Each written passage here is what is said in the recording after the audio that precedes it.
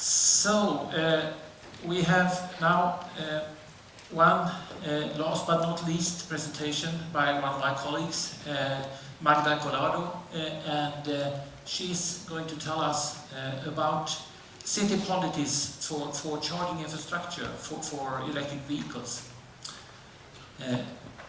And you will give us a brief overview over the situation. So, Magda, I give the word to you. Yes, I'm ready. Okay, now you hear me. Hi, good afternoon. My name is Magda Collado, and I will give you a short summary on policy for charging infrastructure. And this is partly based on my master's thesis that I did here in Chalmers, and also some past and future projects that we have in Victoria. So, it is the chicken and the egg problem of our day, or at least it is for electromobility. What should come first? The electric vehicle market obviously needs charging infrastructure to develop, and in turn, charging infrastructure needs electric vehicles to use and pay for this infrastructure. But it's not only the timing which is an issue here. As you can see from this picture, since electromobility is such a new area, there has been a development of incompatible vehicle inlets and charging infrastructure plugs. So, should there be a policy that is guiding this development?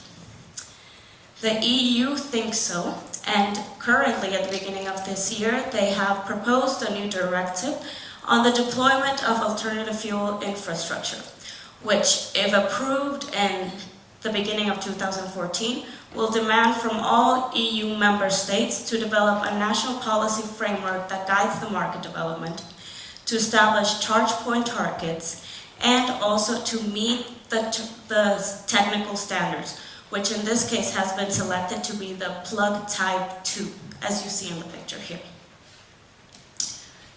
Now, some countries, and specifically cities, have already advanced in developing their infrastructure.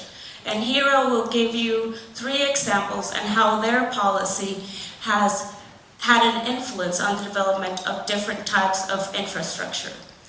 London is the first case, and they focus on density. They have a measurement where they subsidize charge points at specific hotspots. So they want to build up a very dense charge point network, as you see on the picture.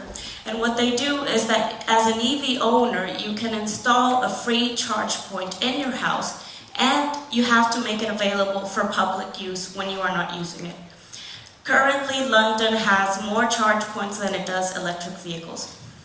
Berlin, on the other hand, has less charge points than London, but that is because their strategy is to prepare the market before they make a full rollout. In this case, you can see in the graph, the blue bars, they are the percentage of their infrastructure that uses the standard European plug type 2. And after 2014, they will roll out with full infrastructure. Last but not least, it's Amsterdam, and they have a demand-driven policy. They have developed also special indicators to measure how efficiently their infrastructure is being used. On the graph here, we have the number of charge points that have been built up and the charge sessions. So we see that their infrastructure, it has high utilization, up to 75%. And they use this indicator as a measurement that they need new infrastructure in a specific area. But charge utilization is not capacity utilization is not the only important indicator. There is also charge utilization, and that means which percentage of the time that the car is actually parked and connected to a charge point is actually being used for charging. And in this case, Amsterdam has only 12 to 18% of charge utilization, which means that their infrastructure could potentially provide 20 times more service to electric vehicles. So, what about Sweden? Well, Sweden does not have a specific policy for charging infrastructure, nor for EVs just yet. But if this EU policy comes into place next year, Sweden will have to face the challenge of setting a national policy beginning in 2014, setting standardization of fast and slow AC charging by 2015 and DC by 2019, and installing 8,000 public charge points. But what is a challenge in Victoria, we see it as an opportunity. This is some of the things that we have come up with, and we're trying to implement a new project based on the past projects that we have done, such as the Elvis project and my master's thesis work, and we're trying to see which is the most economical and technical solution in which Sweden can make a policy and also build up its infrastructure.